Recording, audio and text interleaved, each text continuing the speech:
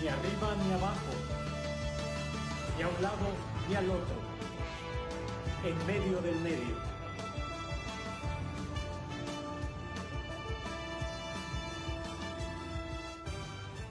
Señora, amigos, gracias, muchas gracias por estar con nosotros, ni arriba ni abajo. Tony Aguirre, en medio del medio. Gracias, muchísimas gracias por el favor de su atención. Siempre es un gusto, es un honor, es un privilegio, y más tratándose de estos días que para muchas personas, para muchos cristianos, particularmente para muchos católicos, son días de guardar, son días importantes, especiales, dado las festividades y las conmemoraciones de estos días de Semana Santa. Y hoy precisamente vamos a hablar de un tema que es muy apasionante.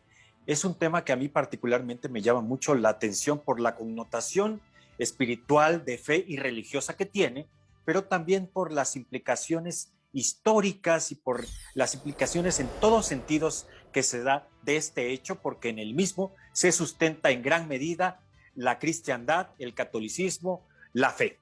Vamos a hablar de los mitos y verdades de la resurrección de Cristo. Así que, por favor, esté muy pendiente de nuestro programa, llame a la comadre, al primo, a la hermana, llame a todos quienes quieran saber de este tema, porque hoy vamos a darle la bienvenida a alguien que sabe mucho del mismo. Incluso me platicaba que ha hecho cosas, una tesis en torno a estos hechos. Es el padre José Enrique Rosales Florencio, a quien le agradezco infinitamente su presencia. Gracias, padre, por estar con nosotros. Muchas gracias. Gracias a ti, Tony, por la invitación. Oiga, padre, hay muchos mitos y muchas verdades en torno a la resurrección de Cristo, con mucho respeto, dado el tema sensible que es para muchos cristianos, o para la mayoría, o para todos, y particularmente para los católicos. Pero como quiera que sea, voy a hacerle algunas preguntas que muchos nos hemos hecho a lo largo de mucho tiempo. Padre, ¿cómo se explica la resurrección de Cristo? ¿Es un hecho o es un mito? Muy bien. Como lo acabas de plantear, hay estas dos posturas en donde, desde luego, el origen se genera en la tradición judeocristiana. Para esto quisiera brevemente plantear un preámbulo. Es importante ubicar el tema también de cómo conseguían y cómo concebían los griegos el tema del cuerpo y el espíritu. Ellos separaban. Uno era el cuerpo, incluso sabrás, este gran filósofo Platón, que hablaba del cuerpo como la cárcel del alma. Y para esto, entonces, ante esta situación, concebir cuerpo y espíritu por separado genera también esta controversia en la persona de Jesús.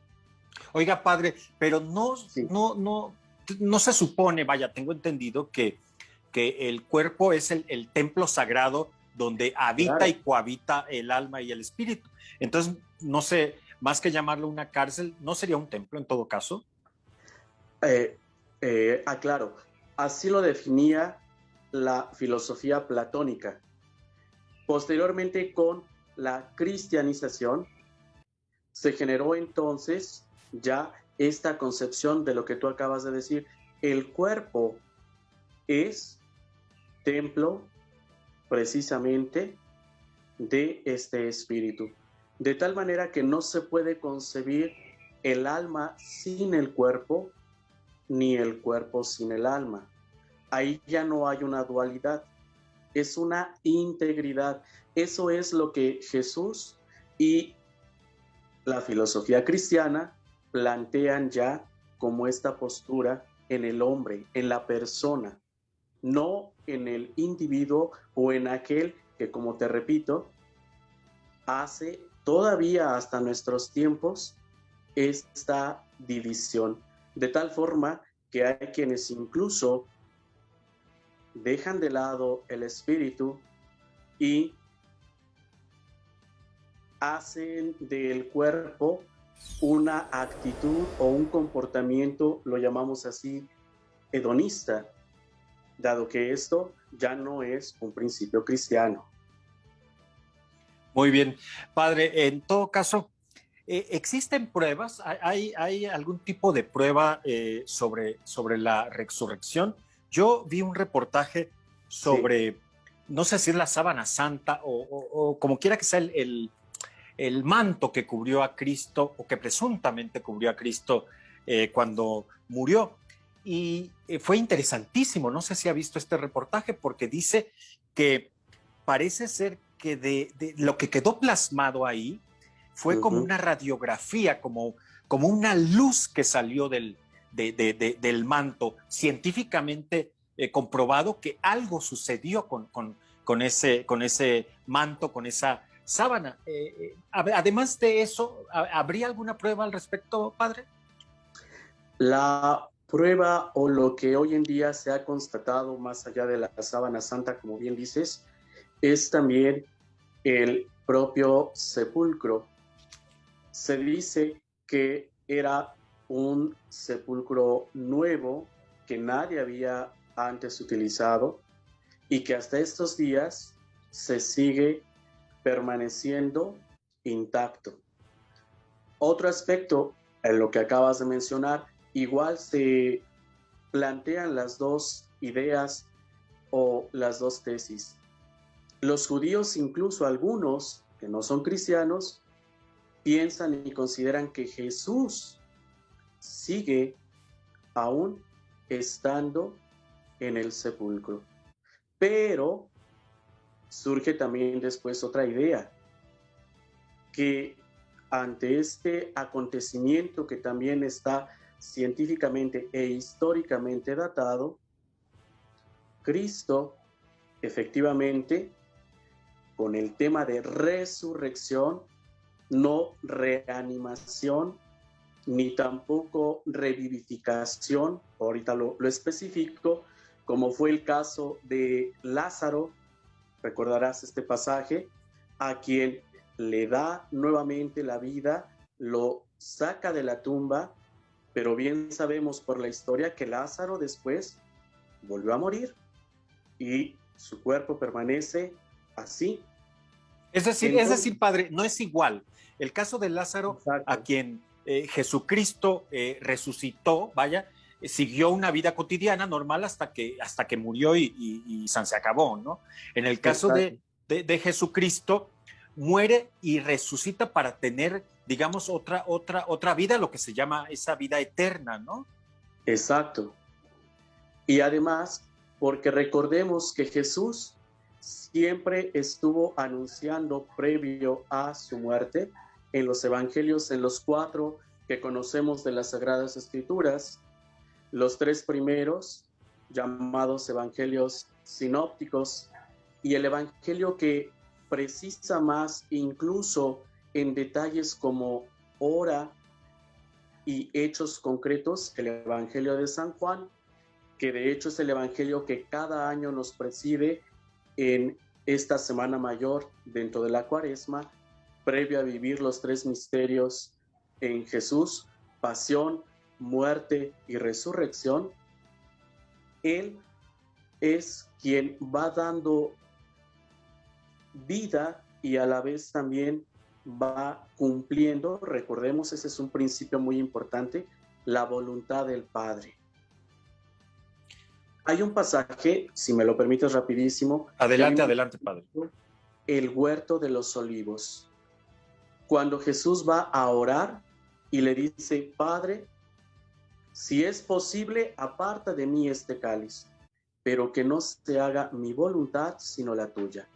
Jesús ahí está experimentando como verdadero hombre el sufrimiento, el sacrificio de la cruz, pero no está asumiendo su voluntad, su sentir, sino la voluntad de Dios.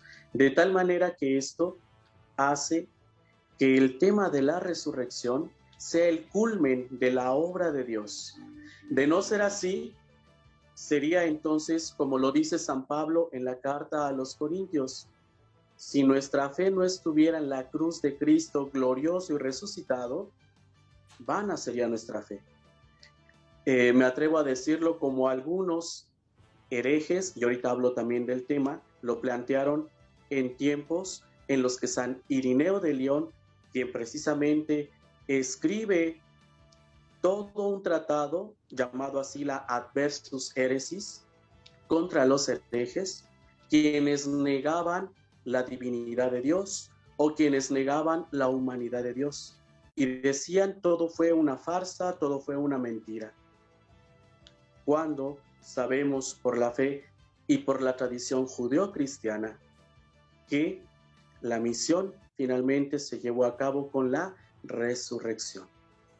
Padre, ahora que menciona usted este asunto de los herejes o de la gente que no cree, le tengo la siguiente pregunta, pero para que me la responda después del corte. Perfecto. ¿Pudo ser de alguna u otra manera robado el cuerpo de Cristo? ¿Pudo algún vival o alguien en aquellos tiempos sustraer el cuerpo del Hijo de Dios o del Hijo del Hombre, como dicen las Escrituras, y llevárselo? No sé. Bueno, queda la pregunta en el aire para que el padre José Enrique Rosales Florencio, quien nos está haciendo el favor de acompañarnos en esta emisión, de poner precisamente en medio del medio el tema de los mitos y verdades de la resurrección de Cristo. Pausa, regresamos. Usted no le cambie.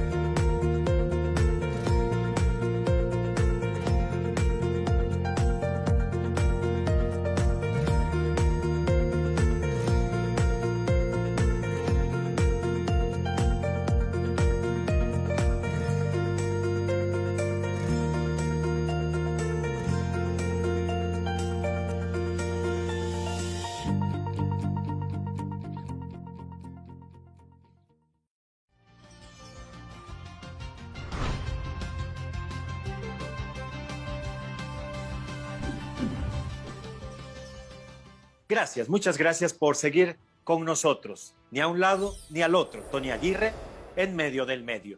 Y en medio del medio tenemos un tema fundamental, una pieza clave donde se fundamenta, como ya nos ha dicho el padre José Enrique Rosales, en gran medida la fe cristiana y particularmente la fe católica, la resurrección de Cristo. Estamos hablando de los mitos y las verdades en torno a este hecho, la resurrección de Jesucristo. Y yo le preguntaba al padre si no pudo ser que en algún momento dado alguien, algún vival o alguien por alguna razón o incluso para crear la mitología al respecto, si se pudo haber robado o no el cuerpo de Jesucristo. Padre. Muy bien.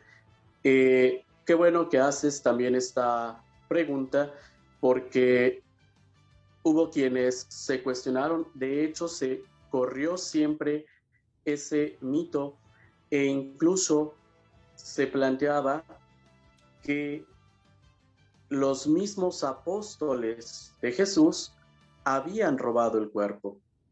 Recordarás que, de acuerdo a la tradición de la Iglesia, y los mismos también así llamados dentro de la doctrina padres de la Iglesia, hablan y especifican que fue mandado a custodiarse el sepulcro, precisamente por ese mismo rumor de que los apóstoles podían robar el cuerpo de Jesús e inventar que él había resucitado. Pero aquí también entonces surge el otro cuestionamiento y lo planteo así. De haberlo robado, surgen otras dos preguntas. ¿Dónde lo colocaron? Y hasta el día de hoy nadie ha comprobado en dónde se encuentra el cuerpo de Jesús fuera de el Santo Sepulcro. Claro. Padre, ¿es un acto de fe? La resurrección de Cristo, creer en ella, hablar de ello, ¿es un acto de fe solamente? Es un acto de fe, pero aquí voy a especificar también este tema de la fe. Rápidamente, la fe es creer en algo o en alguien, así de sencillo. El ejemplo coloquial, yo le tengo fe a este medicamento porque creo que me está resultando. Algo de lo más ordinario. La fe que hace de mí y nos viene del bautismo,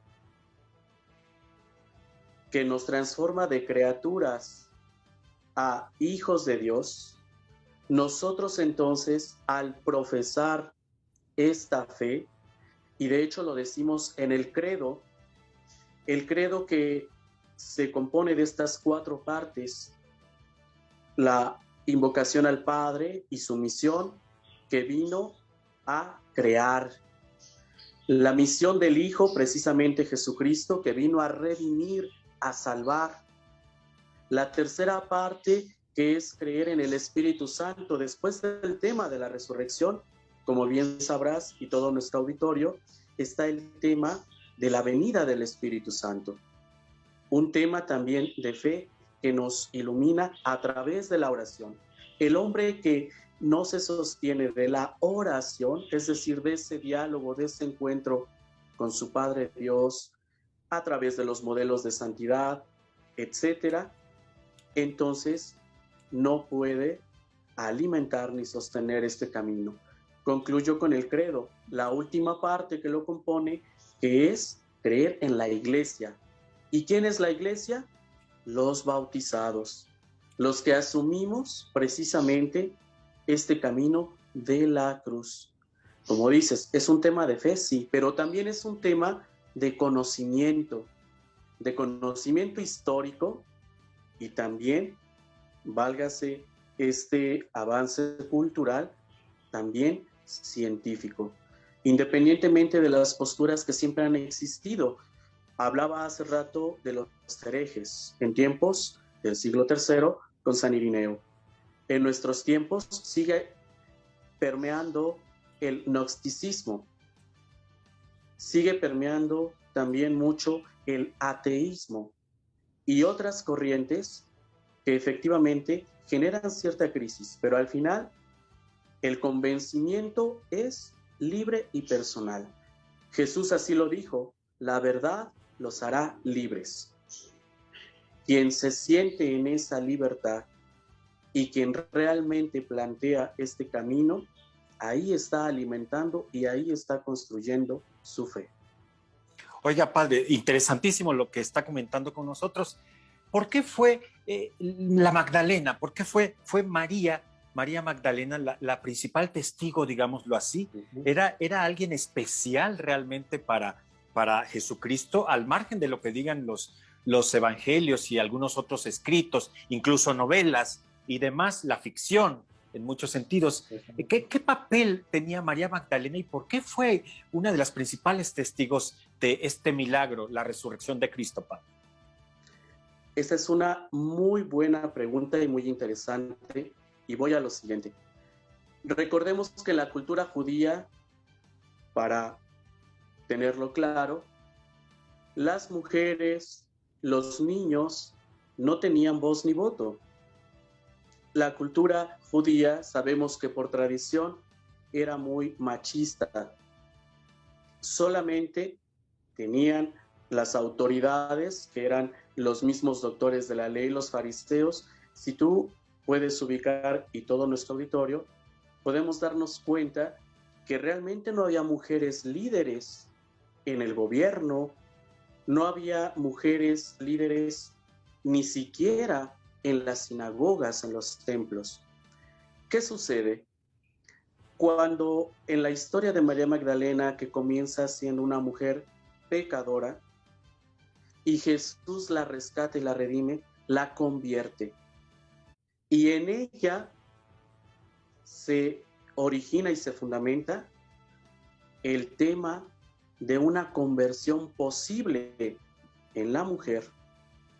Trasciende también a los niños cuando les dice: dejen que se acerquen a mí, porque el que no sea como un niño no entrará en el reino de Dios. ¿Qué pasa con María Magdalena? Que incluso es la que va a anunciar, junto con otras mujeres que también adquirieron el valor de la fe y rompen ese paradigma. Ahora ya es la mujer la principal testigo, y eso es muy importante porque estamos hablando de María Magdalena, una mujer conversa. No hablamos de María, quien recibió la misión por el ángel y el Espíritu Santo.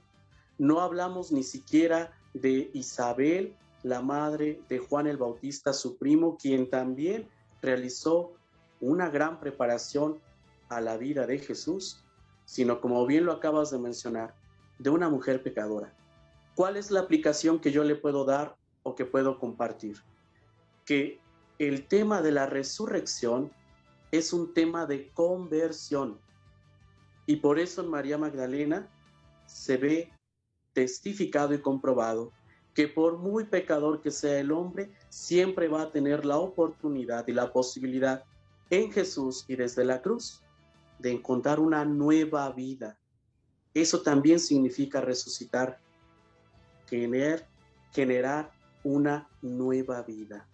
Padre, lo que usted está diciendo es fundamental porque me lleva a la reflexión efectivamente de que todos, sin excepción, podemos encontrar el camino de la redención, podemos encontrar el camino, vamos a decirlo, incluso de la salvación. Es decir, si uno enmienda y si uno recupera su interior, también me atrevo a decir, no solo mediante la fe y la esperanza, sino un psicólogo, un psiquiatra, lo que nos haga ser mejores personas y el centro de nuestra integridad y de quiénes somos, por qué somos y lo que tenemos que hacer en esta vida. Tenemos posibilidades y oportunidades infinitas, incluso los milagros, Padre. Exacto, así es. Si se me permite aprovechar estos, me imagino ya tal vez últimos minutos, quisiera recomendar este texto que tengo aquí. Ahora lo voy a leer. Se llama La historia después de Jesús, el triunfo del cristianismo. Muy en relación a ese debate del cual también ayer seguramente trataron, sobre la repercusión de Jesús en la vida y en nuestros tiempos, en donde efectivamente todo este camino que ha ido cambiando también la mentalidad de nuestra iglesia, hoy en día hablamos de que se encuentra en crisis. La iglesia ha vivido muchas crisis desde los mismos tiempos de Jesús, pero no olvidemos que la obra es de Dios. Nosotros solamente somos instrumentos, portavoces, me atrevo a decirlo, somos profetas. Tony, tú eres profeta porque eres bautizado. Hágame la buena, Padre. Sí, somos profetas, y el profeta, recuerda, que anuncia el reino de Dios, pero también denuncia lo que no está a favor del reino de Dios. Porque el que no denuncia las injusticias, el que no denuncia el camino de la verdad, el camino de la libertad, se vuelve esclavo, se vuelve cómplice, y ahí no puede haber conversión. Qué bueno que lo está diciendo, Padre, porque yo soy un crítico del poder, particularmente de cualquier color y de cualquier textura. Padre, ha sido un placer de verdad conversar con usted. De verdad lo ha explicado de manera tan sencilla que hasta yo le entendí. Le agradezco infinitamente. Muchas gracias. y tengo rapidísimo unos minutitos, más bien unos segundos. ¿No se entendería la fe cristiana, la fe católica, sin la resurrección de Cristo, Padre? Totalmente de acuerdo, porque esa es la misión a la cual Jesús vino al mundo, razón por la cual se encarnó. El día de ayer, 25 de marzo, celebramos en la iglesia esta solemnidad de la Anunciación.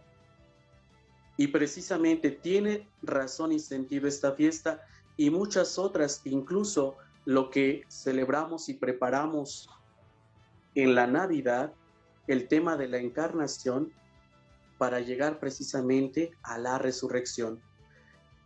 Abro un pequeño paréntesis. En los misterios del Santo Rosario, recordarás que ahora San Juan Pablo II tuvo muy bien esta visión de emplear y de agregar a los ya misterios conocidos los llamados misterios de la luz, los misterios eucarísticos, en donde se habla precisamente y se le da más realce al tema de la resurrección, al tema de la vida. Cristo es vida, no muerte. Yo creo que hoy en día nadie, y en verdad me duele, me apena mucho, de esa desorientación en jóvenes, en familias, donde ven o hacen de su Dios el símbolo de la muerte. No.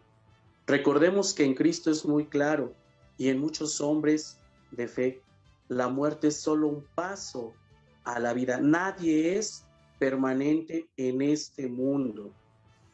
Todos trascendemos y tenemos que pensar precisamente cómo vamos preparando desde ahora nuestra alma, nuestro espíritu para encontrar ese descanso.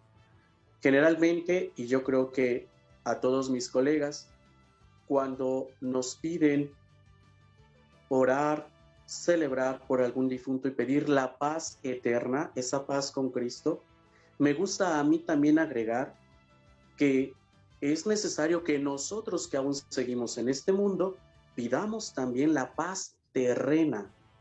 Si yo no estoy en paz conmigo mismo, ¿cómo pretendo yo desear una paz a alguien que ya ha transcurrido y que ahora corresponde a mí estar en esa conexión?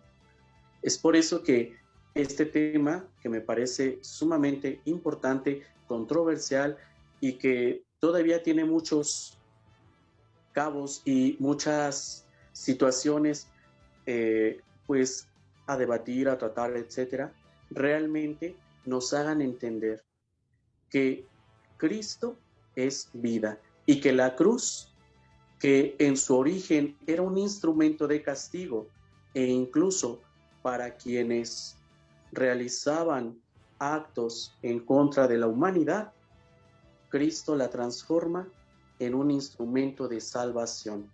Fiesta que ya estaremos próximos a celebrar el 3 de mayo.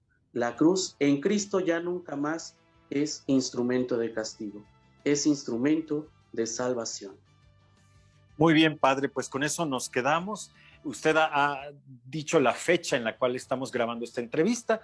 Seguramente este programa lo veremos en Semana Santa, particularmente en la semana de Pascua, pero como quiera que sea, Padre, yo quiero agradecerle infinitamente su generosidad, su claridad y su humildad para tratar este tema, mitos y verdades de la resurrección de Cristo, con el Padre José Enrique Rosales Florencio, a quien yo le agradezco de verdad infinitamente la luz que arrojó este tema. Gracias, Padre.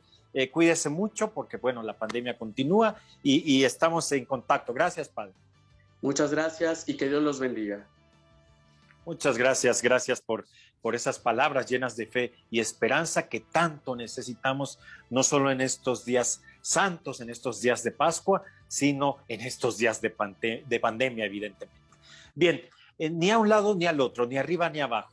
Tony Aguirre en medio del medio. Cuídese mucho, reflexiones las palabras del Padre y bueno, como ya lo dijo, todos significa vida, así que todos a vivir de la mejor manera posible. Yo soy Tony Aguirre, pásale bien, gracias, hasta la próxima.